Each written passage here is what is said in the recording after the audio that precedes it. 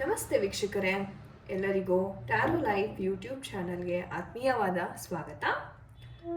ವೀಕ್ಷಕರೇ, ಇಂದಿನ ಒಂದು ವಿಡಿಯೋದಲ್ಲಿ ಮುಖ್ಯವಾಗಿ ನೀವು ಮತ್ತೆ ಆ ಒಂದು ವ್ಯಕ್ತಿಯನ್ನು ಯಾರನ್ನು ನೀವು ತುಂಬ ಮಿಸ್ ಮಾಡ್ಕೋತಾ ಇದ್ದೀರಾ, ಆ ವ್ಯಕ್ತಿಯೊಂದಿಗೆ ನಿಮ್ಮ ಭೇಟಿ ಅಂತಕ್ಕಂಥದ್ದು ಮತ್ತೆ ಆಗ್ತಾ ಇದೆಯಾ, ಮತ್ತೆ ಆ ಒಂದು ಸಿಚುವೇಶನ್, ಆ ಸಾಧ್ಯತೆ ಅಂತಕ್ಕಂಥದ್ದು ನಿಮ್ಮ ಲೈಫಲ್ಲಿ ಬರ್ತಿದೆಯಾ ಅನ್ನೋದ್ರ ಬಗ್ಗೆ ಇವತ್ತಿನ ಒಂದು ಟ್ಯಾರೋ ರೀಡಿಂಗ್ ಇರುತ್ತೆ.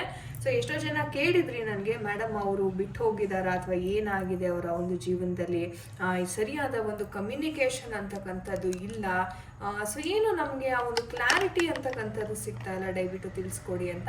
ಸೊ ಇವತ್ತಿನ ಒಂದು ವಿಡಿಯೋದಲ್ಲಿ ಈ ಒಂದು ಟಾಪಿಕ್ ಬಗ್ಗೆ ನಿಮಗೆ ತಿಳಿಸ್ಕೊಡ್ತಾ ಇದ್ದೀನಿ. ಖಂಡಿತ ಆ ವಿಡಿಯೋವನ್ನು ಸ್ಕಿಪ್ ಮಾಡದೆ ಕೊನೆ ತನಕ ನೋಡಿ. ಆ್ಯಂಡ್ ಎಸ್, ಇವತ್ತು ಏಂಜಲ್ ಗೈಡೆನ್ಸ್ನ ಸಹ ನಿಮ್ಮೊಟ್ಟಿಗೆ ಶೇರ್ ಮಾಡ್ತಾ ಇದ್ದೀನಿ. ಸೊ ಏಂಜಲ್ ಗೈಡೆನ್ಸ್ ಸಹ ನಿಮಗೆ ಇವತ್ತಿನ ಈ ವಿಡಿಯೋನಲ್ಲಿ ಸಿಗ್ತಾ ಇದೆ.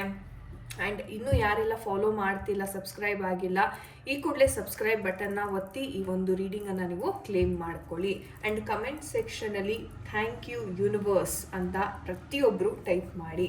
ಸೊ ಯೂನಿವರ್ಸ್ಗೆ ಗ್ರ್ಯಾಟಿಟ್ಯೂಡನ್ನು ತಿಳಿಸ್ತಾ ನಿಮ್ಮ ಮೈಂಡನ್ನು ನೀವು ಕಾಮ್ ಮಾಡ್ಕೊಳ್ಳಿ. Relax your mind. ಏನು ನಡೀತಾ ಇದೆ ನಿಮ್ಮ ಮತ್ತು ನಿಮ್ಮ ಪರ್ಸನಿನ ಒಂದು ನಡುವೆ, ಏನಕ್ಕೆ ಅವರು ಸರಿಯಾಗಿ ರೆಸ್ಪಾಂಡ್ ಮಾಡ್ತಿಲ್ಲ, ಮೀಟ್ ಆಗ್ತಾರಾ, ಮತ್ತೆ ಏನು ನಡೀತಾ ಇದೆ ನಿಮ್ಮ ಪರ್ಸನಿನ ಎನರ್ಜೀಸ್ ನೋಡೋದಾದರೆ, ಮತ್ತೆ ಭೇಟಿ ಆಗ್ತಾರಾ ಫ್ಯೂಚರಲ್ಲಿ ಅನ್ನೋದನ್ನು ನಾವು ಸ್ಪಷ್ಟವಾಗಿ ತಿಳ್ಕೊಳ್ಳೋಣ. ಅವರ ಎನರ್ಜೀಸ್ ಯಾವ ಥರ ಇದೆ. ಓಕೆ, ನಾನು ಫ್ಯೂಚರಲ್ಲಿ ಲೈಕ್ ನೆಕ್ಸ್ಟ್ 3 months ಎನರ್ಜೀಸ್ನ ಸಹ ನಿಮಗೆ ಹೇಳ್ತೀನಿ ಏನಾಗುತ್ತೆ ಅಂತ. ಸೊ ಮೊದಲನೇದಾಗಿ ನೋಡಬೇಕಂದ್ರೆ ವೀಕ್ಷಕರೇ, ನೋಡಿ, ನಿಮ್ಮ ಪರ್ಸನ್ನು ತುಂಬಾ ಒಂದು ಹಣಕಾಸಿನ ವಿಚಾರವಾಗಿ ತುಂಬಾ ಸ್ಟ್ರಗಲ್ ಮಾಡ್ತಾ ಇದ್ದಾರೆ. ಎಷ್ಟೋ ವಿಚಾರಗಳಲ್ಲಿ ಅವ್ರಿಗೆ ಸರಿಯಾದ ಒಂದು ಬಿಸ್ನೆಸ್ ಆಗ್ತಾ ಇಲ್ಲ, ಸರಿಯಾದ ಒಂದು ಕೆಲಸ ಅಂತಕ್ಕಂಥದ್ದು ಸಿಗ್ತಾ ಇಲ್ಲ, ಎಲ್ಲೋ ಒಂದು ಕಡೆ ಫಿನಾನ್ಷಿಯಲ್ ಪ್ರಾಬ್ಲಮ್ ಅಂತಕ್ಕಂಥದ್ದು ತುಂಬಾ ಕಾಣಿಸ್ತಾ ಇದೆ. ಮನುಷ್ಯ ತುಂಬಾ ಕಷ್ಟಪಟ್ಟು ಬಂದಿದ್ದಾರೆ, ತುಂಬ ಸಮಸ್ಯೆಗಳನ್ನ ಎದುರಿಸಿದ್ದಾರೆ ಈಗ ಆಲ್ರೆಡಿ.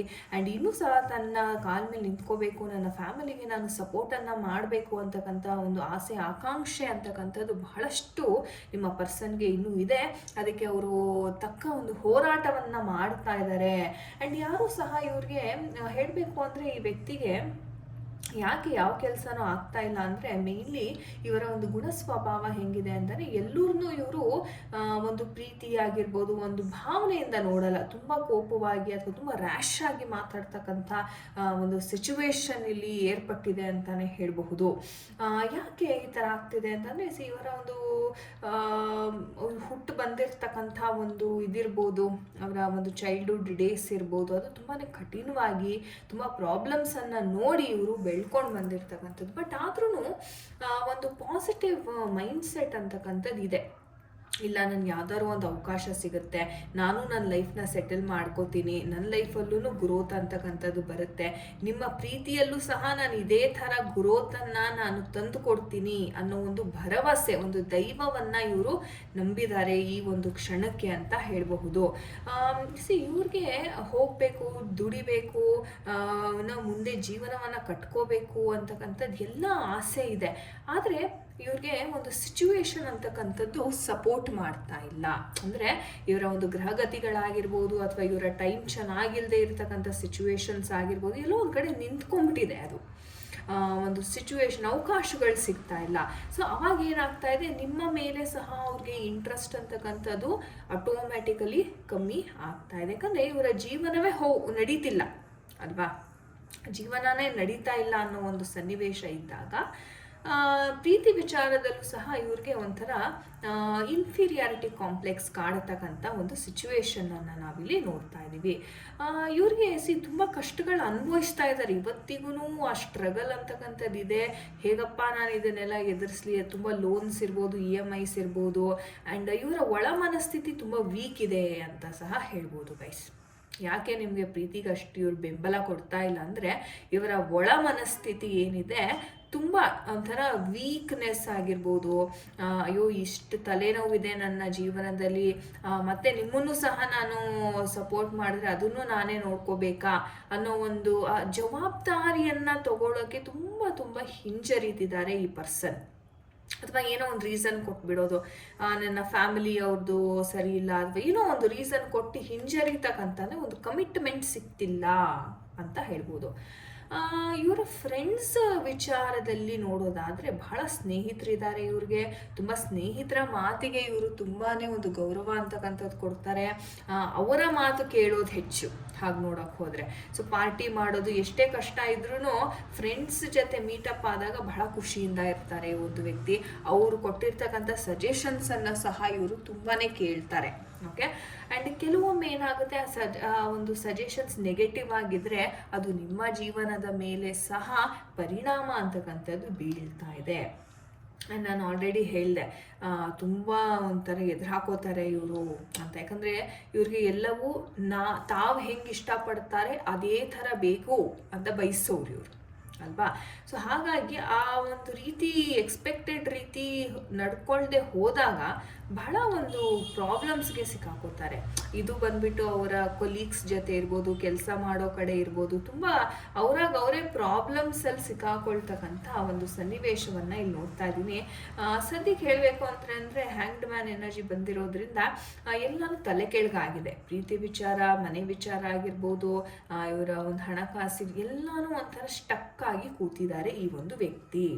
ಓಕೆ, ಸೊ ಹಾಗಾಗಿ ನೋಡಿ ಇವ್ರಿಗೆ ಆ ಒಂದು ಮನಸ್ಥಿತಿ ಸರಿ ಇಲ್ಲ. ಯಾವಾಗಲೂ ಸ್ಯಾಡ್ ಆಗಿರೋದು ಅಥವಾ ನಿಮ್ಮ ಜೊತೆ ಸರಿಯಾಗಿ ಮಾತಾಡ್ತೀವಿ, ಯಾಕೆ ಮೇಡಮ್ ಯಾಕೆ ಅಂತ ಎಷ್ಟೋ ಜನ ಕೇಳ್ತಿರೋ ಪ್ರಶ್ನೆಯನ್ನು. ಯಾಕೆ ಅವ್ರು ಹಿಂಗೆ ನಡ್ಕೋತಾ ಇದ್ದಾರೆ, ಏನಾಗ್ತಿದೆ? ಇದು ಕಾರಣ. ಅವರ ಜೀವನದಲ್ಲಿ ನಡೀತಾ ಇರ್ತಕ್ಕಂಥ ಇಷ್ಟು ಸಮಸ್ಯೆಗಳೇ ನಿಮ್ಮ ಮೇಲೆ ಏನು ಇಂಪ್ಯಾಕ್ಟ್ ಆಗಿದೆ, ಇದೇ ಕಾರಣ. ಓಕೆ, ಆ್ಯಂಡ್ ನಾನು ಹೇಳ್ದಂಗೆ ಫ್ರೆಂಡ್ಸ್ ಸಹ ತುಂಬಾ ಇದ್ದಾರೆ. ಆ್ಯಂಡ್ ತುಂಬಾ ಹೇಳ್ಕೊಡು ಅಂದರೆ ಸಪೋರ್ಟ್ ಇಲ್ಲ. ಹೇಳಬೇಕು ಅಂದರೆ ಮನುಷ್ಯನಿಗೆ ಅವ್ರ ಫ್ಯಾಮಿಲಿ ಸಪೋರ್ಟ್ ಸರಿಯಾಗಿಲ್ಲ. ಆ ಒಂದು ಕಾರಣದಿಂದ ಎಲ್ಲ ಜವಾಬ್ದಾರಿಯನ್ನು ಅವರೇ ಹೊರ್ತಾ ಇರೋದ್ರಿಂದ ಆ ಮನಸ್ಸಲ್ಲಿ ಏನೋ ಒಂಥರ ಡ್ರೈನ್ ಆಗೋದು, ಎನರ್ಜಿ ಲೋ ಫೀಲ್ ಆಗೋದು, ಏನೂ ಆಸಕ್ತಿನೇ ಇಲ್ಲ ನನ್ನ ಬದುಕಲ್ಲಿ, ಇನ್ನೇನು ಇಲ್ಲ ಅನ್ನೋ ಥರ ಮೂಲೆ ಗುಂಪು ಆಗೋತಕ್ಕಂಥದ್ದು. ಸೊ ಈ ಥರ ಎನರ್ಜೀಸ್ನ ನಾನೇ ನೋಡ್ತಾ ಇದ್ದೀನಿ. ಸದ್ಯಕ್ಕೆ ಈ ವ್ಯಕ್ತಿ ತುಂಬ ನ್ಯೂಟ್ರಲ್ ಆಗಿದ್ದಾರೆ. ಅಂದರೆ ಈ ವ್ಯಕ್ತಿಯ ಲೈಫ್ ಮೈಂಡಲ್ಲಿ ಪಾಸಿಟಿವ್ ಆ್ಯಂಡ್ ನೆಗೆಟಿವ್ ಎರಡೂ ವಿಚಾರಗಳು ನಡೀತಾ ಇದೆ.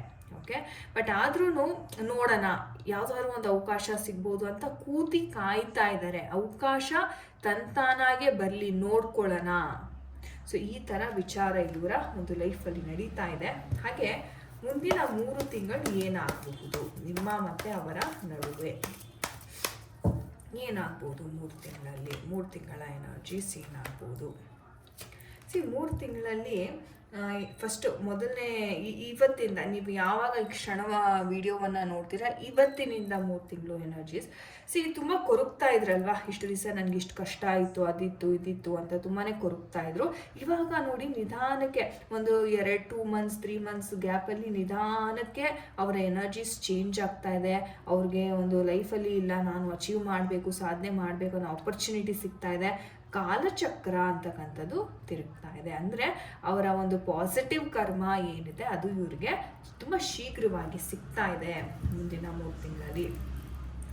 ನೋಡೋಣ ನಮ್ಮ ಏಂಜಲ್ಸ್ ಸಹ ಏನು ಹೇಳ್ತಾರೆ ಈ ಒಂದು ವಿಚಾರವಾಗಿ. ಡಿಯರ್ ಏಂಜಲ್ಸ್ ಗೈಡ್ ಮಾಡಿ, ಏನು ಆಗ್ಬೋದು ಇವ್ರಿಗೆ ಗೈಡೆನ್ಸ್ ಹೇಳಿ. Don't stop, you are ready ಅಂತ ಹೇಳ್ತಾ ಇದ್ದಾರೆ. ಇಂಥ ಒಂದು ಬ್ಯೂಟಿಫುಲ್ ಮೆಸೇಜ್ ಅಂತಕ್ಕಂಥದ್ದು. ಸೊ ನೀವು ಏನೇ ಒಂದು ನೆಗೆಟಿವ್ ಆಗಿ ಆಲೋಚನೆ ಮಾಡ್ತಾ ಇದ್ರೆ ಅದಕ್ಕೆ ನೋ ಅಂತ ಹೇಳ್ತಾ ಇದ್ದಾರೆ. ಸೊ ನೀವು ಯಾವುದೇ ಒಂದು ಚೇಂಜಸ್ ಆಗಿರ್ಬೋದು ಇವ್ರ ಬಗ್ಗೆ ನೆಗೆಟಿವ್ ಆಗಿ ಥಿಂಕ್ ಮಾಡೋವಂಥ ಅವಶ್ಯಕತೆ ಇಲ್ಲ.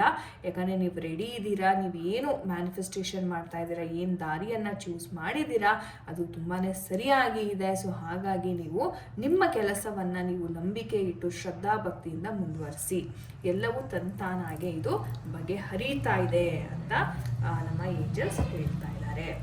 ಸೊ ಅದ್ಭುತ ಎನರ್ಜೀಸ್ ಅಂತಲೇ ಹೇಳ್ಬಹುದು. ಸೊ ಗೈಸ್, ಇದಾಗಿತ್ತು ಇವತ್ತಿನ ಒಂದು ರೀಡಿಂಗ್. ಐ ಹೋಪ್ ನಿಮಗೆ ಇವತ್ತಿನ ರೀಡಿಂಗ್ ಕನೆಕ್ಟ್ ಆಗಿದೆ ಅನ್ಕೋತೀನಿ. ಸಬ್ಸ್ಕ್ರೈಬ್ ಮಾಡೋದನ್ನು ಮರಿಬೇಡಿ. ಹಾಗೆ ನಿಮಗೆ ಪರ್ಸ್ನಲ್ ರೀಡಿಂಗಿನ ಅವಶ್ಯಕತೆ ಇದ್ದರೆ ಡಿಸ್ಕ್ರಿಪ್ಷನ್ ಬಾಕ್ಸಲ್ಲಿ ಕೊಟ್ಟಿರ್ತಕ್ಕಂಥ ನಂಬರ್ಗೆ ವಾಟ್ಸಪ್ ಮಾಡಿ ನಿಮ್ಮ ಒಂದು ಸ್ಲಾಟ್ ಅಂತಕ್ಕಂಥದ್ದನ್ನ ನೀವು ಕನ್ಫರ್ಮ್ ಮಾಡ್ಕೋಬಹುದು. ಒಳ್ಳೆಯದಾಗಲಿ. ಮತ್ತೊಮ್ಮೆ ಇದೇ ಥರ ಇಂಟ್ರೆಸ್ಟಿಂಗ್ ಟಾಪಿಕ್ ಒಂದಿಗೆ ನಿಮ್ಮನ್ನು ಮತ್ತೆ ನಾನು ಭೇಟಿ ಆಗ್ತೇನೆ. ಎಲ್ಲರಿಗೂ ನಮಸ್ತೆ. ಹರೇ ಕೃಷ್ಣ.